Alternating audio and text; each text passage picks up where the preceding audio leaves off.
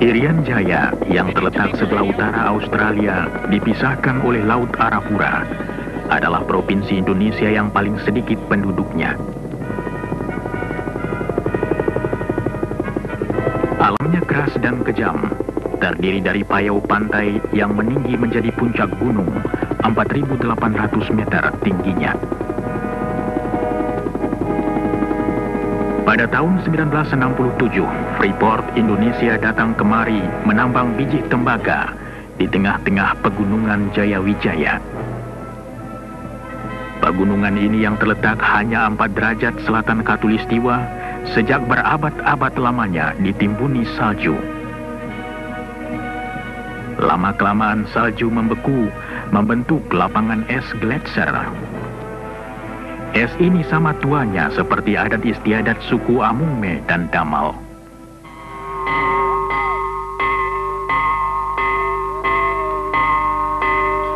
Kita tak tahu apabila dataran tinggi Irian Jaya mulai dihuni.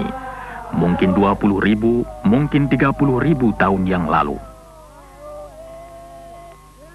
Penduduk dataran tinggi yang hidup terpencar dalam dusun-dusun kecil berhasil menyesuaikan diri dan bertahan hidup. Mereka berhasil mengatasi kekejaman lapangan dan menciptakan cara hidup sederhana bermartabat. Mereka yang berakar adat lama dan dituntun pandangan masa lalu, kini mulai berubah.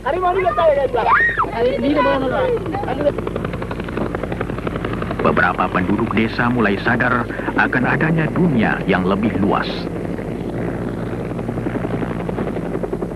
Pada tahun 1981, Gunung Biji Timur mulai menghasilkan biji tembaga yang berkadar tinggi. Pertambangan bawah tanah yang baru melanjutkan rencana eksplorasi dan pengembangan sumber mineral yang dimulai tahun 1967. Penjelajahan pertama Freeport dalam wilayah ini terjadi tatkala Forbes Wilson memimpin sebuah ekspedisi ke pegunungan Jayawijaya. Tujuannya mencari sebuah gunung tembaga, Erzberg, yang ditemui seorang ahli geologi Belanda, Jan Zakdozi, pada tahun 1936. Berdasarkan persetujuan pemerintah Indonesia, Freeport diizinkan mengadakan pengeboran percobaan. Endapan biji diperkirakan 33 juta ton. Freeport memutuskan melaksanakan pengelolaan proyek raksasa ini. Direncanakan untuk membangun 6 wilayah kerja, pelabuhan untuk pengampalan biji, daerah persiapan 18 km di hulu sungai, lapangan terbang 43 km dari pantai, sebuah kota 109 km dari pantai, tempat pengelolaan biji 118 km dari pantai dan tambang 1,5 km ke dalam lagi pada ketinggian 3.600 meter. Untuk menghubungi semua tempat, dibangun sebuah jalan yang 99 km panjangnya, melalui hutan di tanah datar sampai ke daerah puncak gunung. Bagian terakhir dari tempat pengolahan ke tambang berupa kereta gantung. Perencanaan, pembelian bahan dan pembangunan dapat dimulai pada awal 1970. Kemah 1 menjadi tempat bermulanya proyek. Sebelum dapat dibangun basis yang tetap di pedalaman, peralatan dan bahan untuk pegunungan diberangkatkan dari Kemah 1.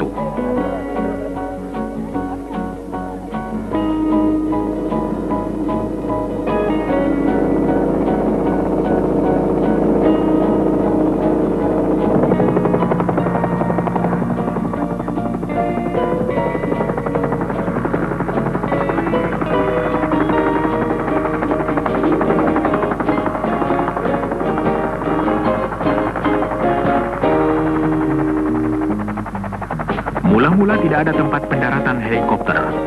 Pekerja diturunkan ke tengah-tengah hutan untuk mempersiapkan landasan helikopter.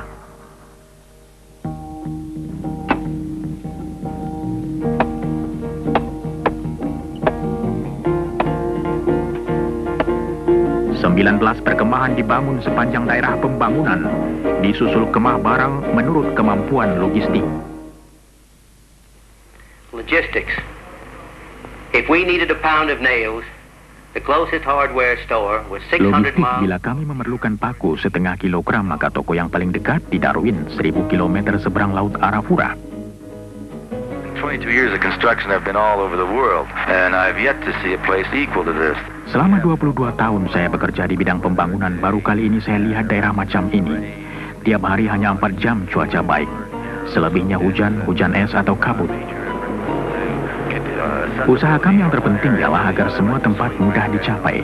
Seperti itu jembatan gantung yang kami bangun melintasi tebing. Sebelumnya 45 menit untuk sampai. Sekarang cukup jalan kaki 10 menit ke tempat tinggal. Beban paling berat yang dapat diangkut helikopter ialah 800 kg. Dan tim helikopter sangat berjasa dalam usaha membawa barang-barang untuk kami. Inilah satu-satunya cara untuk dapat memulai begitu cepat.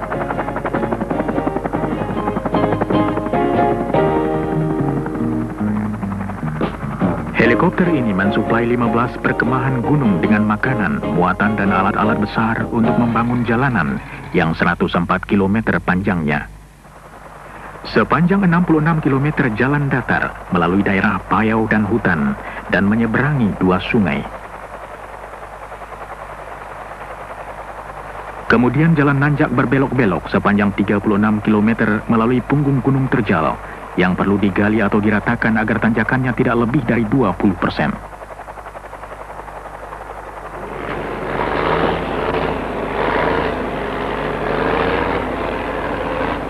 Di tempat-tempat yang terlalu sulit dilampaui terpaksa dibuat terowongan. Yang satu 1.300 meter panjangnya terowongan Hanekam dan yang satu lagi 800 meter terowongan Zakkam. Konstruksi kedua terowongan seluruhnya ditunjang helikopter.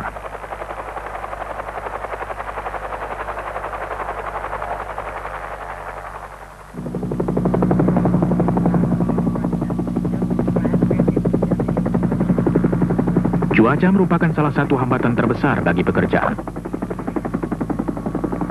Awan tebal sering datang dengan cepat dari Laut Arafura. Helikopter yang berangkat dalam cuaca baik tahu-tahu masuk daerah hujan dan kabut hingga terpaksa kembali ke pangkalan.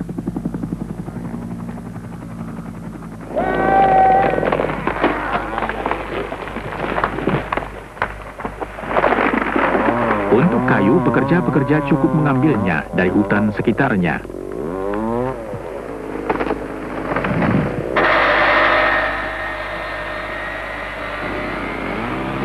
Pohon-pohon hutan yang tinggi ada guna lain untuk membuat landasan jalan. Gelondongan kayu disusun sebagai dasar jalan. Kemudian batu kerikil dituangkan di atasnya menjadi permukaan jalan.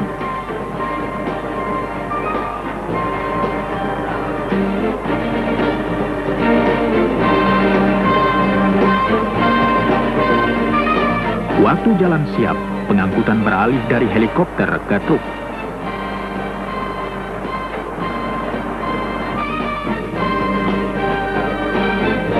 Seluruhnya lebih dari 60.000 ton barang diangkut truk melalui daerah pegunungan, kadang-kadang lebih dari 500 ton per hari.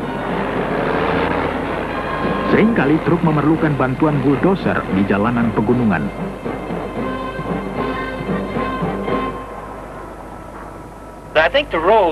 Hemat saya, jalanan itu paling merusak bagi peralatan kami. Tapi pekerjaan yang paling berat bagi manusia ialah di Gunung Erzberg. Kondisi pekerjaan kami amat berat selama 4 hingga 5 bulan pertama. Tambangnya sendiri terletak 1,5 kilometer dari tempat pengolahan biji. Dan dalam jarak itu termasuk kenaikan vertikal sepanjang 700 meter.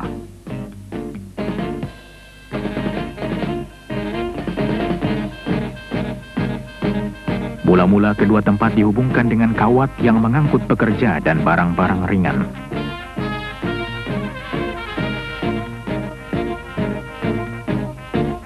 Kemudian dipasang kereta gantung untuk membawa pekerja, bahan dan kabel-kabel setebal 4 cm untuk pengangkutan biji.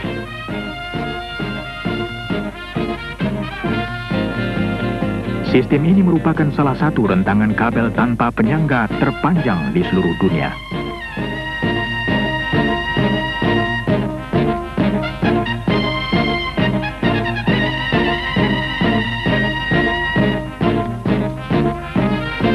Pembangunan tempat pengolahan biji mempunyai tantangannya sendiri.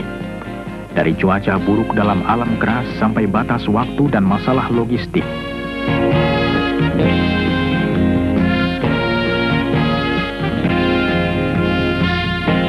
Sebuah pelabuhan baru, Amama Pare, 10 km dari laut di pinggir sungai hampir selesai. Semua fasilitas bandar laut modern harus dibangun. Dari tongkang-tongkang dan tambatannya, sampai alat pembawa barang dan pemuat kapal.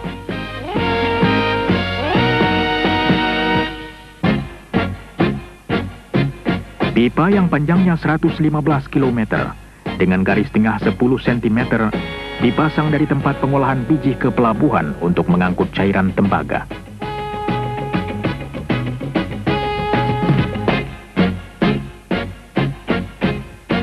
Cairan kental endapan tembaga dalam pipa dipompa mula-mula untuk melewati punggung gunung. Kemudian daya berat membawa cairan ini ke bawah sepanjang 74 km ke pelabuhan. Di tengah-tengah kesibukan operasi awal, pada bulan Maret 1973, sebuah pesawat terbang jet mendarat di Timika. Pesawat ini membawa tamu istimewa Yang Mulia Presiden Soeharto. Bersama dengan pejabat lain, beliau datang untuk meresmikan pembukaan fasilitas penambangan.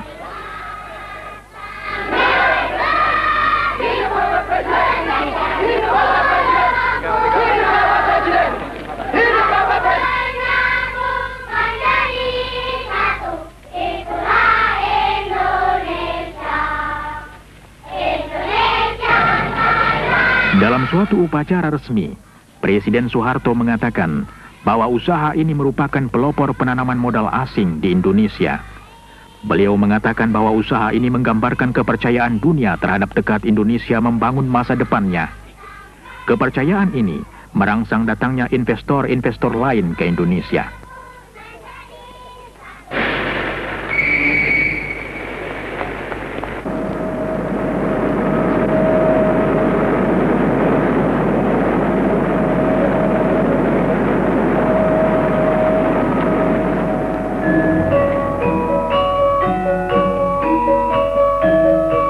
Dalam suatu upacara lain, Presiden Soeharto mendapat hadiah dan beliau membuka selubung batu kenangan kota Tembagapura.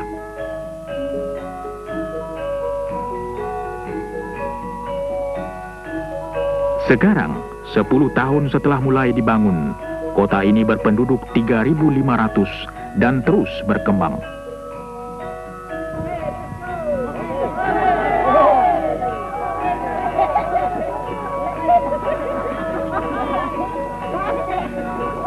Tembagapura memiliki semua fasilitas kehidupan modern, masjid dan gereja, jawatan pemadam kebakaran, toko, tempat makan, pabrik roti dan kantor perjalanan.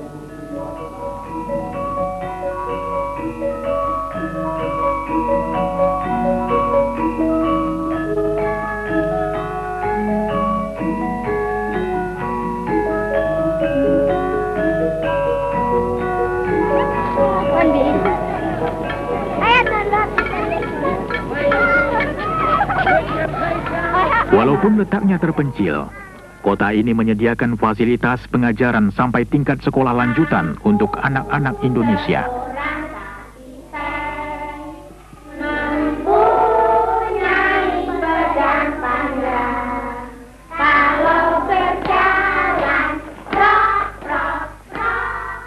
Klinik bayi dan jasa kesehatan lain disediakan untuk pegawai dan keluarga mereka. Gimana anaknya? Baik. Ini kenapa ya?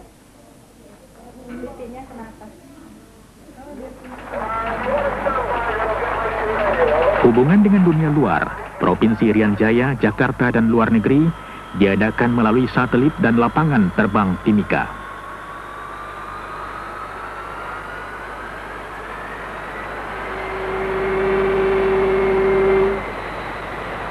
Segala sesuatu harus diimpor, diturunkan dari kapal, dan dibawa dengan tongkang ke PET 11 untuk kemudian diangkut ke daerah pegunungan.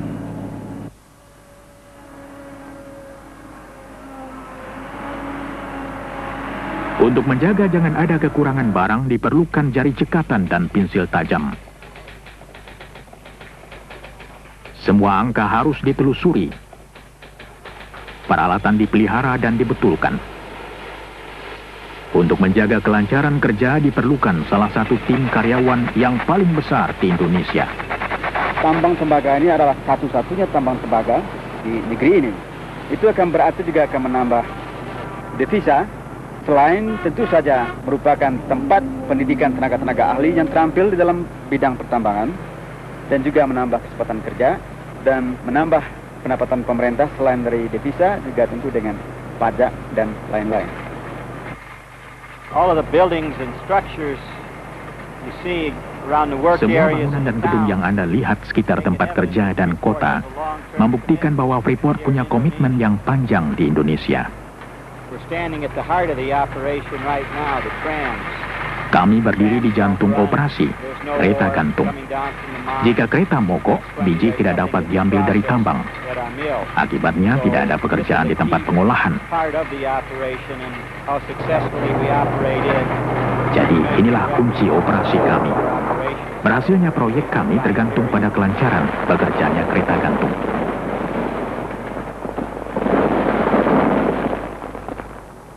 Sejak kami mulai, kereta gantung telah menurunkan seluruh isi Gunung Bijih. Kita mengusahakan tambang tembaga di Gunung Biji. Dulu pertama kali kita namakan iceberg. Kita telah memproduksi biji tembaga sebanyak kurang lebih 19 million ton. Sementara itu, tim eksplorasi melanjutkan pencarian biji baru. Usaha mereka berhasil, sumber baru ditemui 1 kilometer sebelah timur dari tempat semula, disebut Gunung Bijih Timur.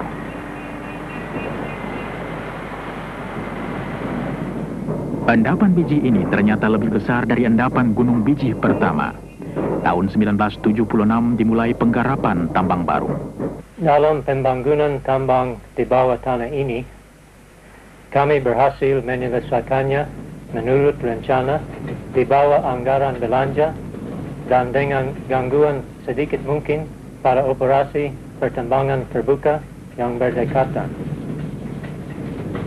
Endapan Gunung Bijih Timur beda dengan endapan terbuka terkubur di dalam gunung. Tempat ini adalah tambang tembaga bawah tanah pertama di Indonesia. Mula-mula tidak ada cukup pekerja terampil untuk pertambangan bawah tanah. Tenaga dari luar harus didatangkan. Tugas mereka ganda, mengelola tambang secara profesional dan mengalihkan keterampilannya kepada pekerja Indonesia. That is right position. Yeah. We just rise slowly, right? Raise it real slow. Watch your door.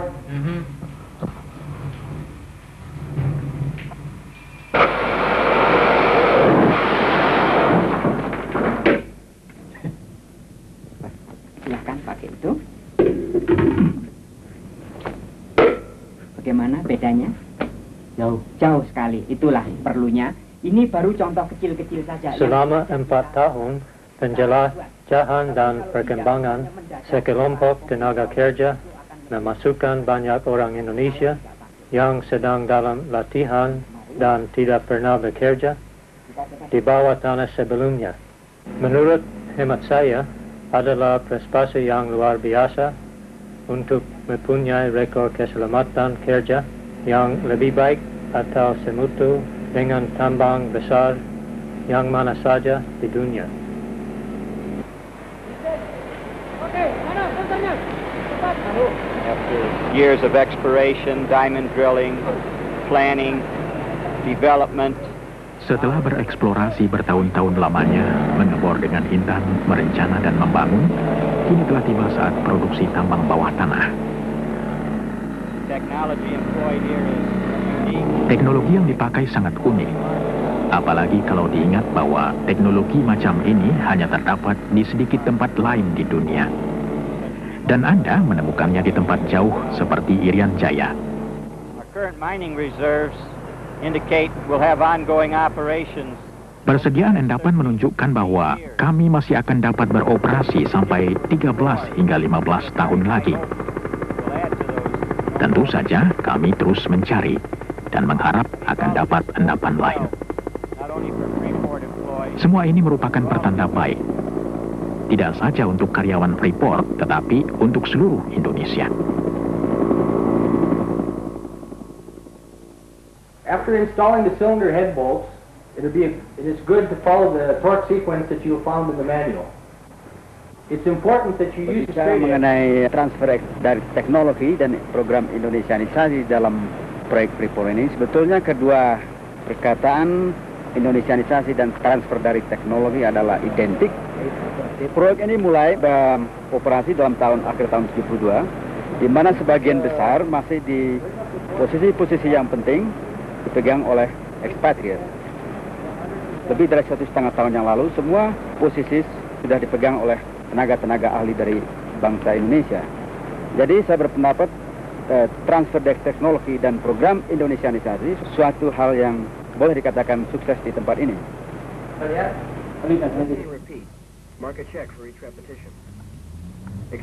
Pengalihan keterampilan dicapai dengan latihan sambil kerja dan dalam bengkel-bengkel kerja. Split motor terdiri dari rotor, kemudian motor ini adalah di start dari dalam tank, diisap oleh pompa. Sudah lebih dari 1.200 orang Indonesia mengikuti pelbagai penataran. Langsung dioperate ke kontrol.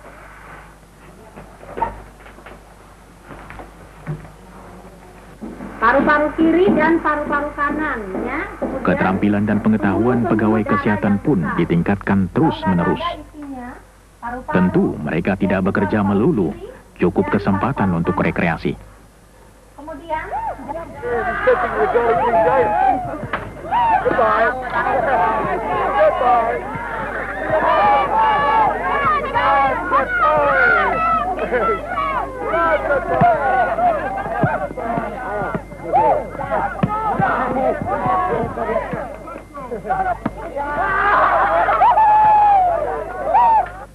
oh, what a hit!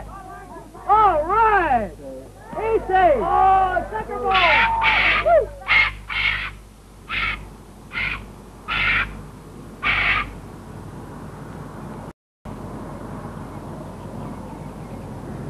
Tembagapura sejuk dan nyaman, tapi hujan tiap hari, curah hujan 500 cm tiap tahun.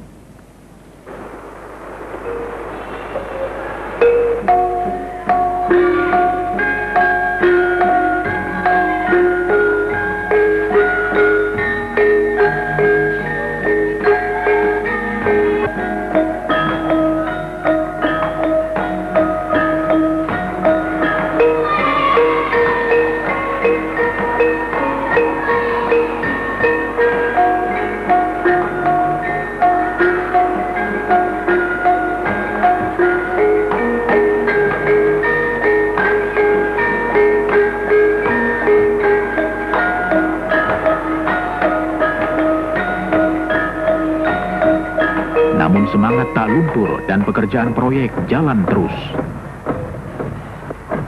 Fungsi daripada government relations adalah sebagai penghubung di antara perusahaan dengan pemerintah, baik di pusat maupun di daerah. Untuk ini kami bekerja sama dengan pemerintah daerah di Fakfak dan Jayapura, serta juga dengan Kementerian Riset dan Teknologi di Jakarta, untuk membuka daerah pertanian yang baru, daerah resettlement yang baru di daerah pantai, di daerah dataran rendah, memberikan pelayanan kesehatan, pendidikan, dan juga bantuan penyuluhan pertanian. Sejak hadirnya Freeport di daerah ini, Freeport telah berusaha untuk meningkatkan sosioekonomik standar dari penduduk setempat di sini, yaitu melalui program pendidikan, program kesehatan, dan ada kesempatan bekerja bagi penduduk asli di sini. Sekarang ini, program bantuan bagi penduduk asli ini sedang disentralkan di Timika dengan satu program bantuan antara pemerintah daerah dan Freeport dengan proyek yang kita sebut Resettlement Project. Di belakang ini kita bisa melihat ada toko berjalan atau mobile store. Freeport menjual setiap minggu kepada penduduk setempat ini bahan-bahan pokok yaitu beras, minyak goreng, sabun, dan lain sebagainya untuk keperluan penduduk setempat di sini. Juga di sebelah sana kita bisa melihat ada klinik, itu kita memberikan pengobatan cuma-cuma kepada penduduk setempat. Ada 3 klinik di proyek ini dengan pelayanan pengobatan cuma-cuma.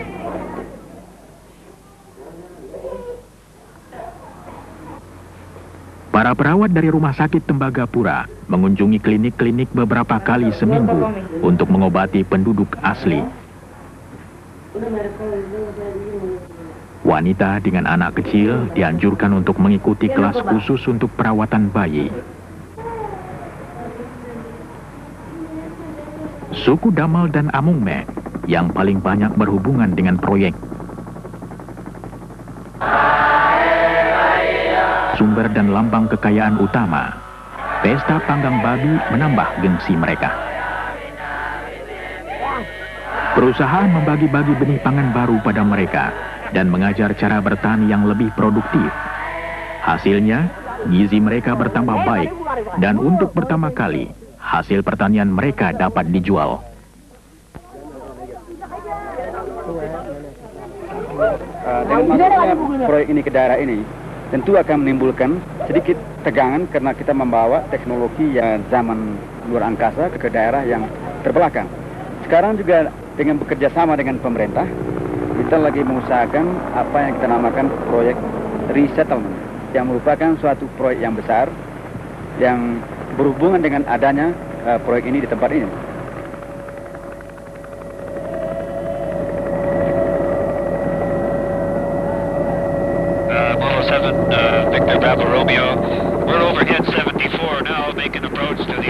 Persediaan biji dalam Gunung Bijih Timur diperkirakan dapat bertahan sampai 15 tahun. Untuk mengelola tambang tersebut diperlukan sistem penggalian yang rumit yang disebut block caving. Block caving can be described Block caving dapat digambarkan dengan menjungkir balikkan tambang terbuka, menjatuhkan biji melalui terowongan, untuk kemudian diambil dan diangkat ke permukaan tanpa banyak kerja tambahan.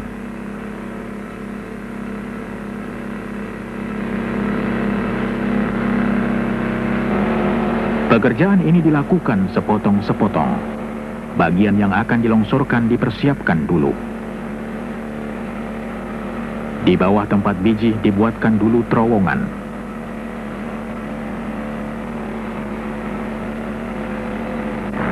Kemudian bagian-bagian yang mengandung biji diledakkan.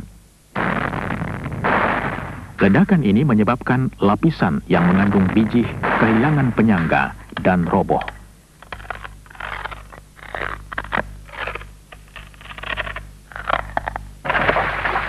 Jatuhnya di terowongan-terowongan yang sudah dipersiapkan.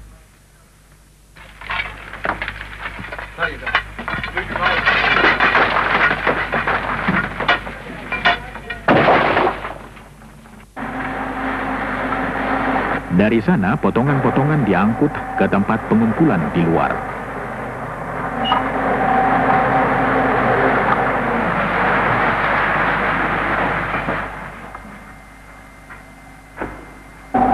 Potongan yang jatuh menyebabkan bagian lain kehilangan penyangga dan terjatuh juga ke dalam terowongan. Serangkaian penghancuran yang teratur dan berencana menciptakan proses pelongsoran terus-menerus.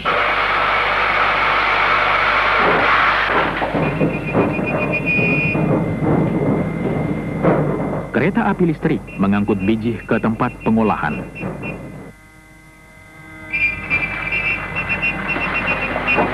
Produksi biji di Gunung Bijih Timur akan meningkat terus, sedangkan produksi tambang terbuka makin berkurang.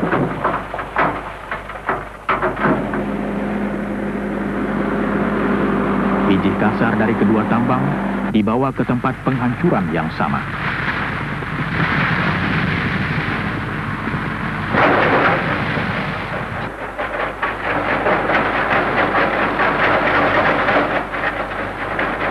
Every ton of ore that's mined in this project is transported to the concentrator via the tramways you see in the background. Tiap ton biji yang keluar dari tambang diangkut dengan kereta gantung ke tempat pemekatan. Kapasitas kereta gantung ini ialah 9.500 ton per hari.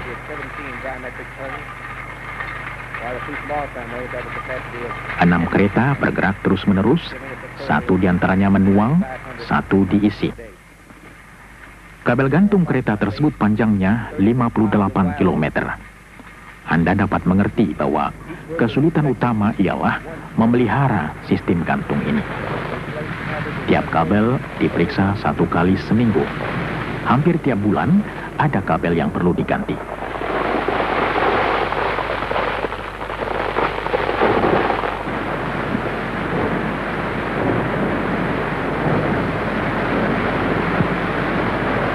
Biji dihancurkan lagi di tempat pengolahan.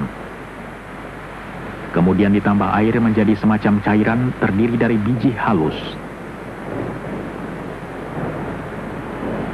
Cairan ini kemudian diaduk keras menyebabkan munculnya buih mengandung biji.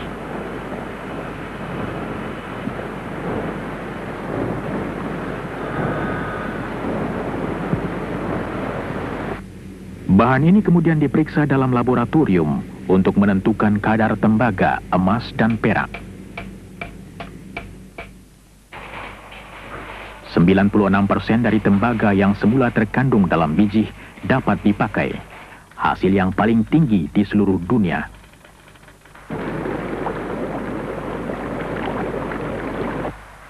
Logam yang terdapat dalam buih dipisahkan, dijadikan cairan kental lagi dan disedot melalui pipa ke pelabuhan.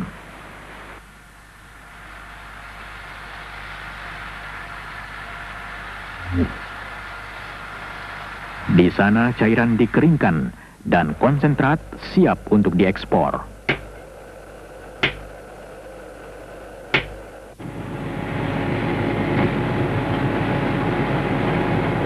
Konsentrat ini dituang dalam palka kapal.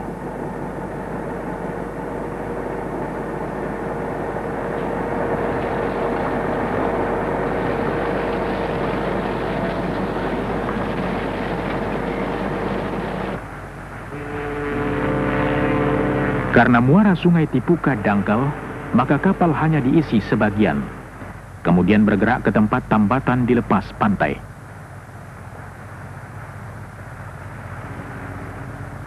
Di sana sisa konsentrat tembaga dipindahkan dari tongkang sampai kapal penuh. Juga Freeport mendatangkan kapal-kapal supply dari Australia yang membawa makanan, plus bahan-bahan pelumas dan onderdil, kemudian juga dari Singapura sekali sebulan, dan juga kapal tanker yang membawa diesel sekali sebulan. Rata-rata tonnage yang di handle di pelabuhan adalah 6.300 metric tons. Saya datang ke Freeport sini tahun 1974 sebagai Assistant Port Superintendent dan bekerja di Amamapare, pelabuhan. Di Port Said sekarang ini, atau Amamapare, sekarang ada 300 penduduk. Di situ juga terdapat masjid, gereja, dan juga sekolah dengan 40 anak murid. Di samping itu juga ada taman kanak-kanak.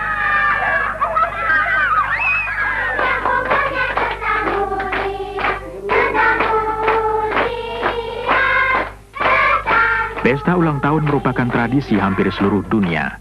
Pesta bayi yang pertama lahir di Tembagapura baru-baru ini merayakannya. Sesuai dengan salah satu tradisi Indonesia, merantau, banyak lelaki meninggalkan kampung halamannya mencari petualangan di tanah yang jauh. Mereka datang untuk bekerja di proyek tembaga. Tetapi bukan hanya ini usaha mereka. Mereka membawa adat mereka, membangun masyarakat baru, dan memberikan warna baru, hidup dan vitalitas pada tanah jauh ini. Daerah ini betul-betul merupakan suatu daerah Indonesia mini, karena di daerah ini bekerja orang-orang Indonesia mulai dari Sabang sampai Merauke, dari ujung utara Sumatera sampai selatan daripada Irian Barat. Dan semuanya adalah bekerja sama untuk suksesnya proyek ini.